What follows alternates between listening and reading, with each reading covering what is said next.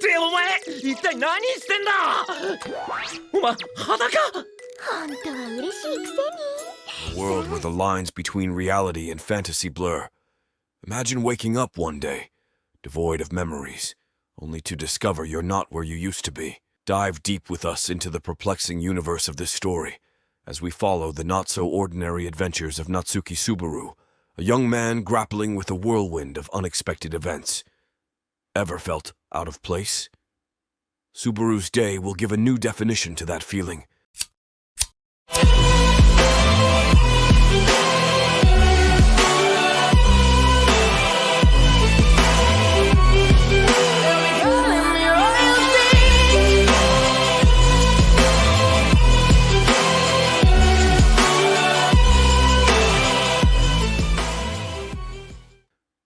Take a moment to visualize.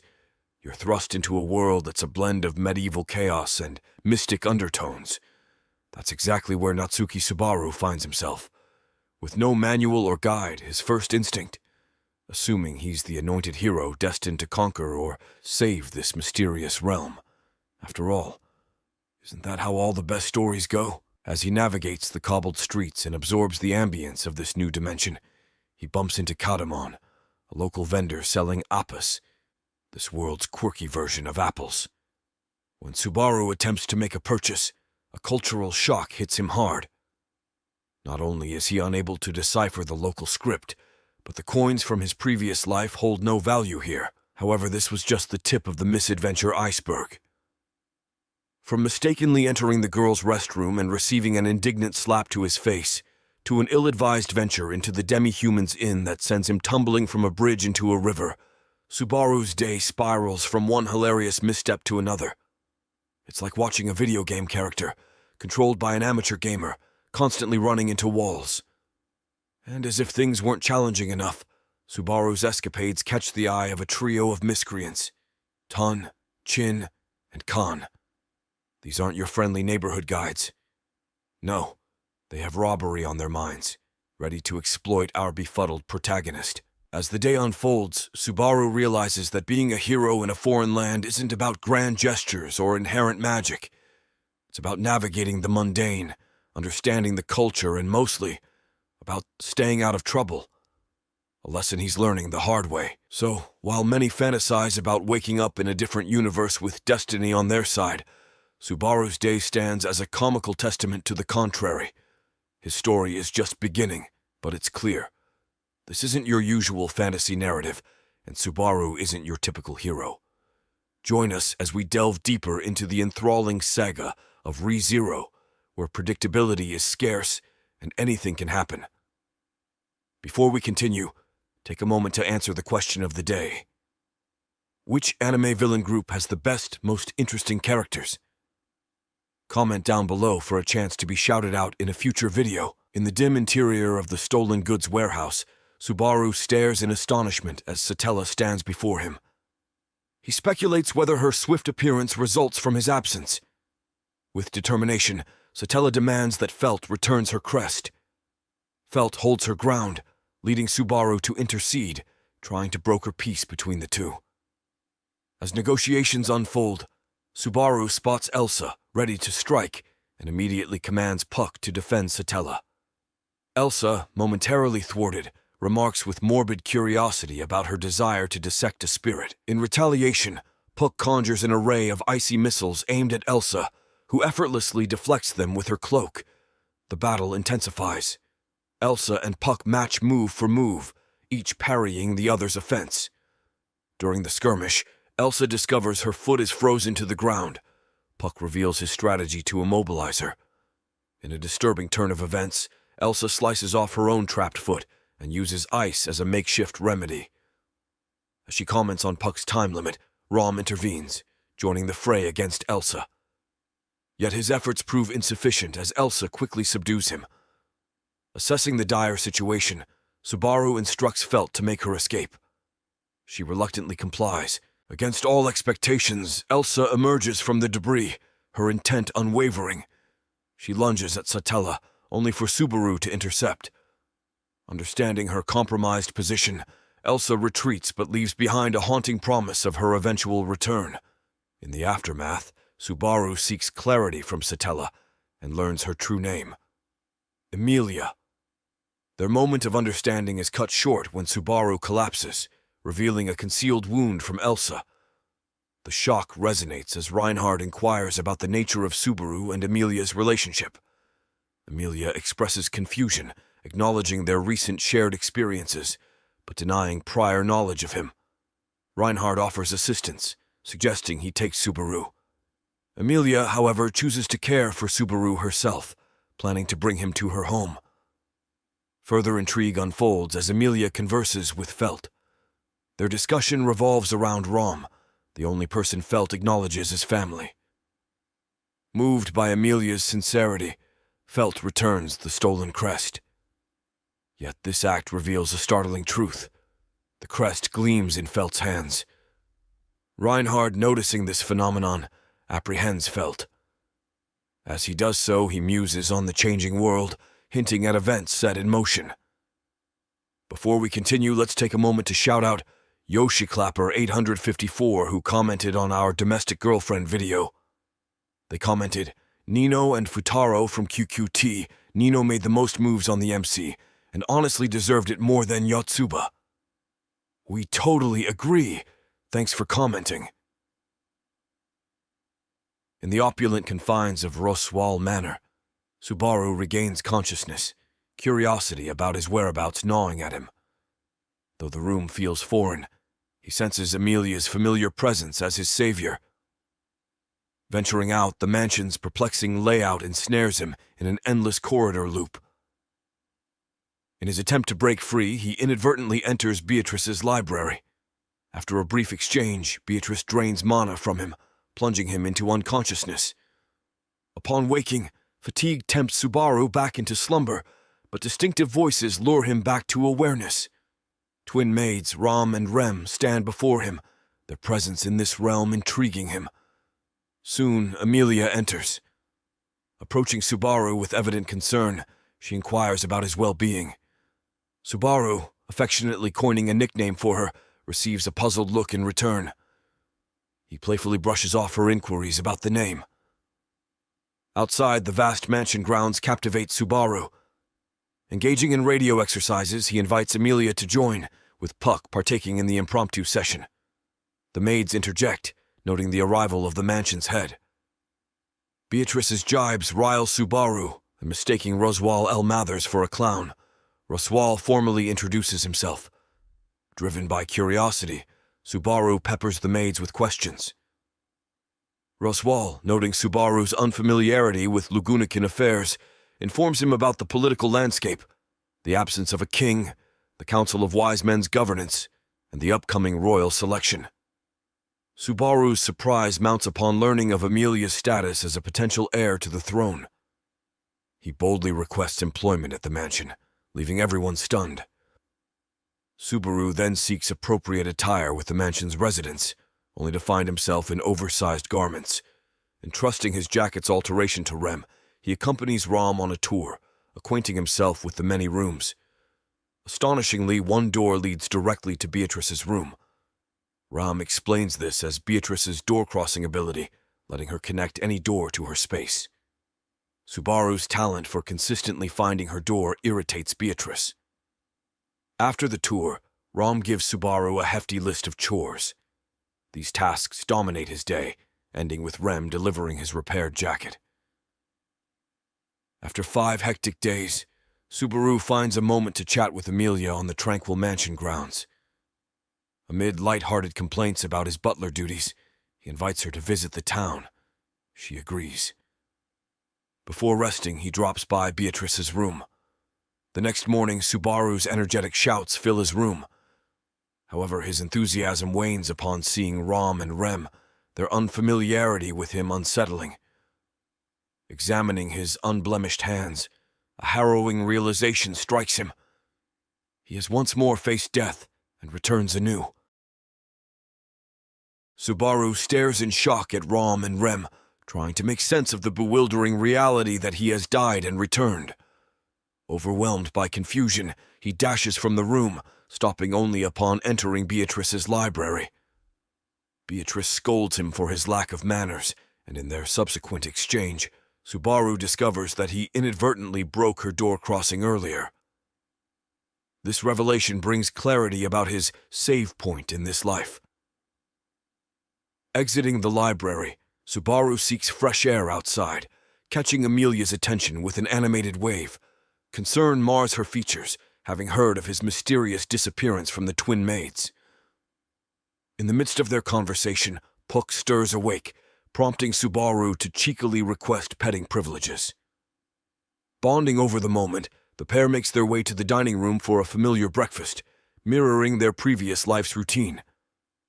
Anticipating events to unfold as they did previously, Subaru broaches the subject of employment with Roswaal. However, things veer off course.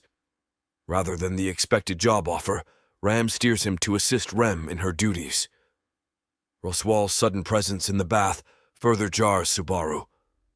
Upon emerging, he finds Ram waiting, ready to assist Roswaal with changing. She probes about Subaru's plans for the evening, and when he admits to having none, she hints at a late-night visit. As night descends, Ram makes good on her promise, arriving in Subaru's room with a mission to teach him to read and write. She candidly admits that her life becomes easier if he grasps the skill. Although initially irked by her directness, Subaru immerses himself in children's storybooks, finding joy in the learning process. Yet this motivation ebbs when he spies Ram soundly sleeping on his bed. The dawn breaks and Subaru dons his work attire, puzzled by the absence of any clothes belonging to Ram or Rem. Ram dismisses his observations, stating a preference for her maid uniform. Subaru then delves into his daily routine, cooking, cleaning, and tending to the gardens, culminating in a haircut session with Rem Weiss. Evening draws near, and while cleaning the bath, Rem approaches Subaru, expressing regret over her earlier comments about his hair. He offers forgiveness in exchange for her cleaning his hair, ensuring she doesn't lay a finger on it until he fulfills a certain promise to Amelia. The next day unfolds with Subaru and Rem venturing to Arlem Village. Here, children swarm around him, playfully ensnaring him as Rem handles her shopping. The journey home is peppered with light banter. Rem's smile at his remarks on Oni brings warmth, even if she jestingly threatens to report his flirtatious tendencies. That night, instead of Ram, Amelia graces Subaru's room, distracting him from his studies. Overwhelmed by her presence, he invites her on a date. She hesitates, mistakenly thinking he's already been on one with Rem. However, Subaru's earnest pleas sway her, and she consents to a village outing the next day. Yet, a cloud of foreboding settles after Amelia's departure. An overpowering wave of nausea grips Subaru, and as he wanders the mansion's corridors, a shadowy assailant attacks, ending his life. In a cruel twist of fate, he returns to the moment he first encounters the twin maids. Reawakening in his bed, Subaru grapples with a chilling realization. No one recalls their previous encounters. Ram and Rem's apprehension at his behavior solidifies this disturbing truth. Seeking solace and answers, he heads to Beatrice's library. His scattered thoughts manifest in his aimless circling around her, earning an exasperated reprimand. Their exchange, albeit enlightening, ends with Beatrice launching him from her domain, landing him amidst bushes laced with animal manure. Emerging, a glimpse of Amelia brings momentary joy, swiftly replaced by revulsion when he learns of Rem's agricultural addition. In his desperate attempts to rid himself of the manure, Amelia intervenes, summoning Puck. However, Puck's idea of assistance involves inundating Subaru with a water tornado. Recovering from the watery onslaught, Subaru mock battles Puck on the lawn, their playful tussle interrupted by the arrival of the maid sisters. They bear news of Roswaal's return and his summons to the dining room. Over breakfast, Subaru organizes his jumbled thoughts, formulating a strategy. Believing that posing as a house guest rather than a servant will grant him more leeway to unearth clues, he decides to make the request. Still, as a prospective house guest, the challenge of where to begin his investigations looms large. Drawn back to Beatrice's library, he inquires about potential methods to weaken and kill someone.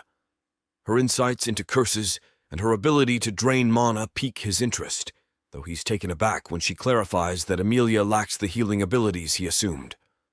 A swift and characteristic expulsion from Beatrice follows. Later, as Subaru ponders the enigma of his circumstances, Ram graces his room, bringing tea. Their initial exchange takes an unexpected turn, steering them towards children's tales. Subaru recounts the poignant tale of the red and blue Oni.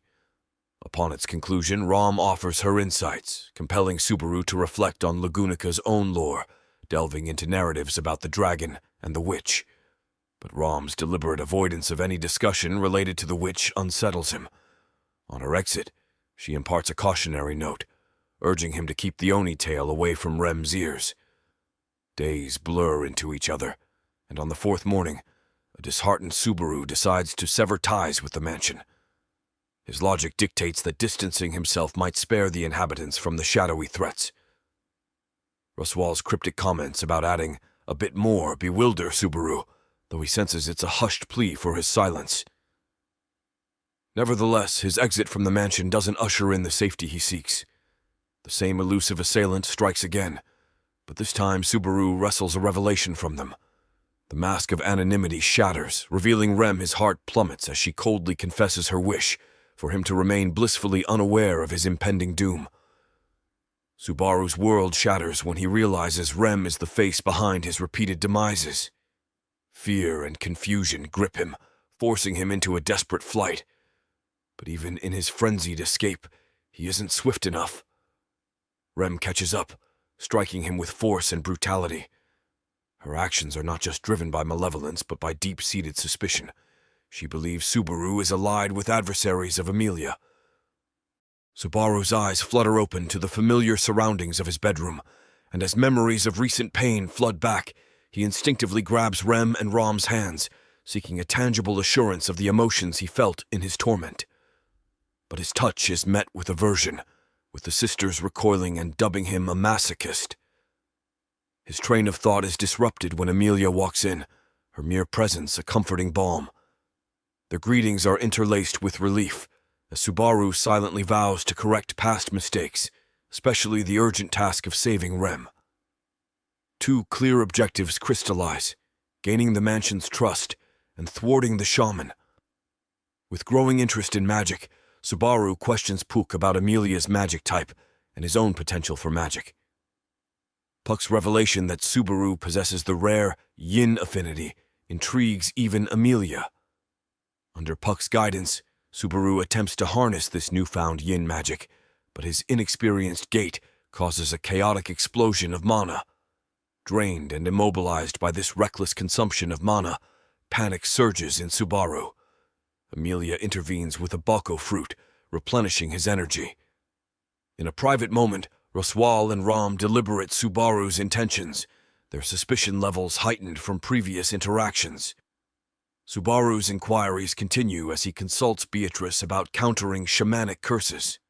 While she highlights the curse's irreversibility once activated, she also draws attention to the witch's scent on him, delving into the uncanny resemblance between Emilia and the notorious Witch of Envy.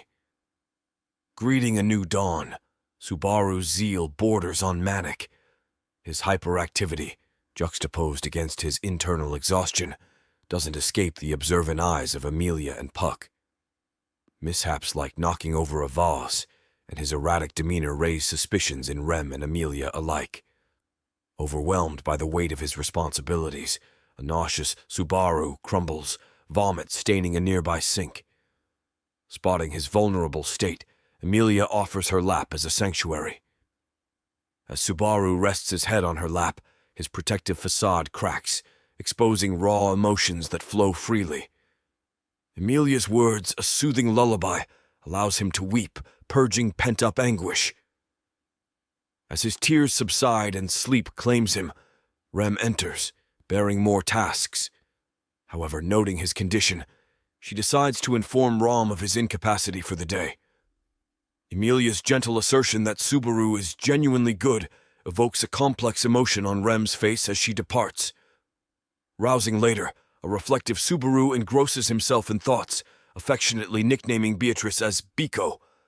In their discourse, Subaru gleans a crucial fact about curses. They necessitate physical contact between the shaman and the victim.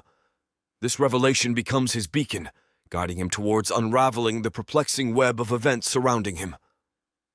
In a bid to uncover the true antagonist, Subaru journeys to the village alongside Ram and Rem. Their mission, however, takes a painful turn when a seemingly innocuous puppy bites Subaru once again, embedding its teeth into his flesh. Upon their return to the manor, an unforeseen twist occurs. Roswal departs for the night, a turn of events that did not transpire in previous timelines. Desperate for insight into his current state, Subaru seeks Beatrice. The enigmatic girl, with her vast knowledge of magic, not only confirms the curse afflicting Subaru, but also traces its origin to the very dog that bit him. An alarming realization dawns upon Subaru. The children, those innocent souls who played with the dog, are in peril. As the sun bows to the night, Subaru, driven by urgency and concern, sets forth towards the village again, with Rem by his side. The village, however, offers a grim scene. The children are nowhere in sight, their laughter replaced by eerie silence. Investigations reveal that all but one child have been marked by the puppy's bite, leaving them in a vulnerable state. Rem's innate healing abilities come to the fore as she tends to the wounded children, extracting the curse's venom. Determined to find the last child, Subaru plunges deeper into the forest. The woods, though, hide more than just secrets. As Subaru treads carefully, a menacing Wolgarm, a creature born of shadow and malice, ambushes him. Although he manages to fend off and defeat the creature, his relief is short-lived. From the depths of the forest emerges a pack of Wolgarms, their actions orchestrated by the demon puppy, which now reveals its true malevolent nature. In the ensuing chaos, Rem comes to Subaru's aid, wielding her weapon with precision and cutting down a path towards the safety of the village. But the sheer number of Wolgarms and their relentless aggression takes its toll on her. In a desperate move to counteract their advance, Rem taps into her hidden power, unleashing the dormant Oni within her. Her transformation, however, is a double-edged sword. The berserk state of the Oni might make her formidable, but it also renders her vulnerable. The situation grows dire as Rem, despite her Oni prowess, is overwhelmed by the pack. Sensing her impending doom, Subaru's protective instincts kick in. Without a second thought, he positions himself between the advancing Wolgarms and Rem, ready to shield her, even if it means bearing the brunt of their ferocious onslaught. The morning rays of sun filter through the trees, finding Subaru alive and breathing, much to his own astonishment. His unexpected survival can be attributed to the serendipitous appearance of Amelia and Ram, who arrived just in the nick of time, turning the tide against the relentless Wolgarm pack. Thanks to their combined efforts, the village's barrier stands strong once again, an impenetrable shield against the menacing demon beasts lurking outside. However, Subaru's ordeal is far from over. The multiple bites he sustained from the Wolgarms have woven a complex tapestry of curses within him. Each curse coils tighter around his being, threatening to snuff out his life force. Desperate, he turns to Beatrice, hoping her mastery over magic might provide a solution. But the curse's intricate intertwining proves too much even for her. She manages to lift a few, but the sheer number and complexity of the remaining ones render her efforts futile. The clock is ticking, and with every passing second, the curse's stranglehold tightens. Recognizing the grave situation, the villagers extend their gratitude for Subaru's unwavering commitment to their safety by gifting him a sword. A symbol of valor, the sword will aid him as he delves deeper into the forest alongside Ram, in search of Rem. As the trees grow denser, Ram, with a hint of hesitation, reveals a painful truth to Subaru. Contrary to his assumptions, she lacks an Oni horn, unlike her sister Rem. This absence significantly curtails her powers, rendering her less potent in the face of danger. Driven by desperation and the desire to gain the upper hand, Subaru considers revealing his most guarded secret, the enigmatic ability of return by death. He believes this revelation might draw the Wolgarms out, considering their affiliation with the witch. The tactic works, albeit a bit too effectively. The very fabric of the universe protests as Subaru even attempts to voice his secret, and this anomalous disturbance attracts the Wolgarms. A frenetic chase ensues. With the Wolgarms on their tail, Subaru and Rom navigate the forest's treacherous terrain. However, a misstep sends them tumbling down a cliff. As they gather themselves, they find not just the looming threat of the Wolgarms, but also a sight that chills Subaru's bones. Rem, her eyes devoid of recognition, consumed by her berserk Oni state. Analyzing the situation, Subaru quickly discerns that simply combating the Wolgarms won't suffice. Rem, in her current form, poses an equal if not more significant threat. Rom, through labored breaths, provides Subaru with crucial information. The key to subduing Rem lies in her horn. If struck correctly, it has the potential to jolt her back to her senses. Formulating a plan with this newfound knowledge, Subaru braces himself. The sword gifted by the villagers feels heavy in his hands, not just with its physical weight, but also with the weight of responsibility. The next moments will define not only his fate, but that of the two sisters he's grown to deeply care for. Drawing from every ounce of his courage and determination, he readies himself to strike Rem's horn and pull her back from the abyss of her own fury. In a realm far removed from the present, a quaint Oni village nestles amidst verdant landscapes. The village, home to the Oni tribe, holds an unyielding belief. The birth of twins is a taboo, a mark of ill omen. Within this very village, two sisters, Rom and Rem, grow up under the weight of this superstition. Rom emerges as the prodigious child, wielding immense power effortlessly, becoming the pride of the village. In contrast, Rem's journey is more tumultuous. She grapples with the challenges of life, constantly overshadowed by her elder twin's prodigiousness, navigating her existence in her sister's looming shadow. One fateful day, the tranquility of the village is shattered. The malevolent witch cult, armed with sinister intentions, descends upon the village.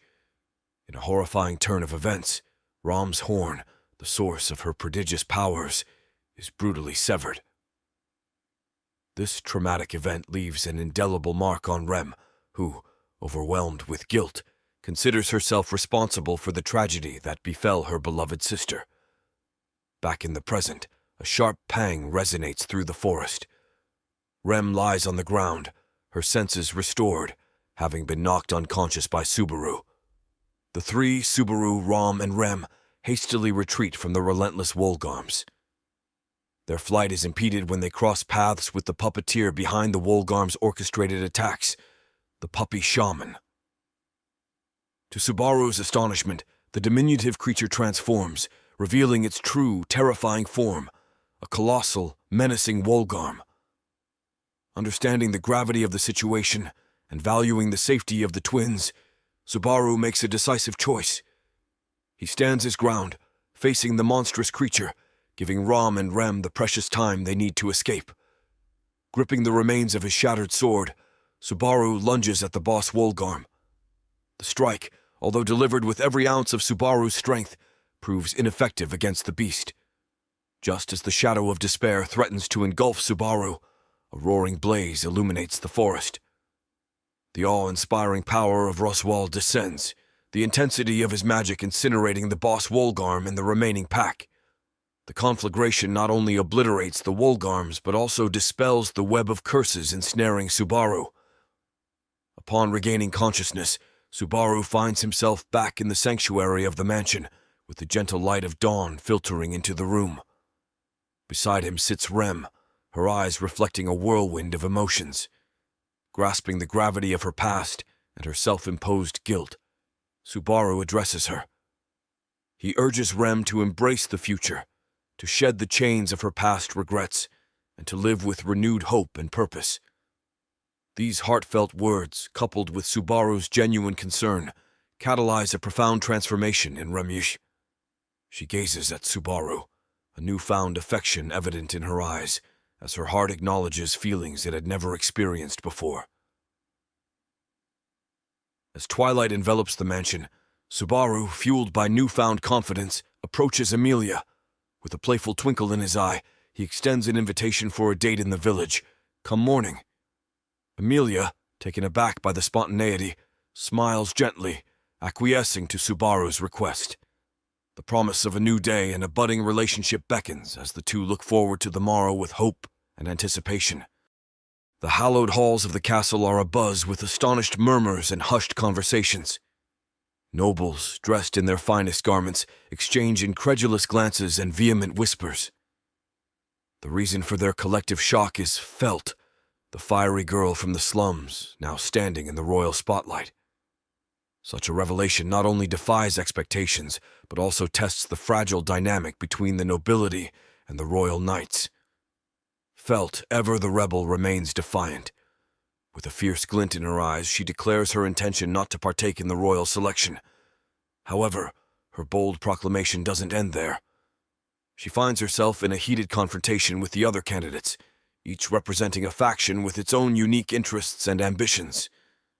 The atmosphere becomes increasingly charged with every passing second. During this heated exchange, Emilia faces scorn and criticism due to her half-elf lineage, a fact that many view with distrust and prejudice. Desperate to defend her honor, Subaru steps forward, passionately announcing himself as Emilia's knight. In his fervor, however, he inadvertently disrespects the revered knights of Lagunica. This earns him the ire of Julius, who sees Subaru's declaration as a slight to their storied tradition. Suddenly, the throne room's massive doors burst open. Old Man Rom, driven by fierce loyalty, attempts to rescue Felt from her newfound royal predicament. Yet his audacious gambit is short-lived, as he finds himself swiftly apprehended by the castle's guards. In a heartfelt display of camaraderie and desperation, Felt reconsiders her earlier stance. To ensure Rom's safety, she concedes to participate in the royal selection. Her resolve unwavering, she declares her audacious vision to dismantle the very foundations of the nation once she emerges victorious. Tensions continue to rise. The day's events take an even darker turn. Julius, still seething from Subaru's earlier comments, challenges him to a duel. Armed with wooden swords, they face off in a courtyard surrounded by onlookers. The fight is brutal and one-sided, with Julius showcasing his superior skills. Subaru, despite his determination, finds himself at the receiving end of a relentless onslaught. Each strike lands with punishing force, leaving him battered and beaten. By the time Subaru regains consciousness, he's met with Emilia's concerned gaze. She advises him to recuperate in the royal capital, while she and Roswal prepare to depart for the mansion. Subaru, stubborn and resolute, adamantly refuses. A palpable tension grows between them. Emilia, trying to understand the depth of Subaru's commitment to her, probes deeper. She inquires about the true nature of his motives and actions. However, Subaru, bound by the curse of his mysterious ability, finds himself unable to explain the torment of his repeated experiences, nor the horrors of the first timeline. Emilia's patience wears thin. She accuses Subaru of pursuing a self-serving agenda, masked as altruism. Deep-seated insecurities rise to the surface as she admits to feeling undeserving of happiness, a sentiment rooted in the stigma of her half-elf heritage. Subaru's world begins to unravel. His psyche, already strained from the traumatic loops of time, reaches a breaking point. Words flow like poisoned arrows as he angrily recounts the sacrifices he's made in timelines Emilia can't remember. His tirade culminates in a bitter proclamation that she owes him far more than he has ever owed her. Their once unshakable bond is now fractured. Emilia, overwhelmed and unable to reconcile with this version of Subaru, makes a heart-wrenching decision. Trust, once broken, proves hard to mend. With a heavy heart and tears in her eyes, she declares their friendship over, forever altering the course of their shared journey. With that, we have the first half of this amazing story. So, curious as to what happens next. If you want a part 2, which you do because it only gets better from here, don't forget to like and subscribe. And definitely do not forget to answer the question of the day for a chance to be shouted out in our next video.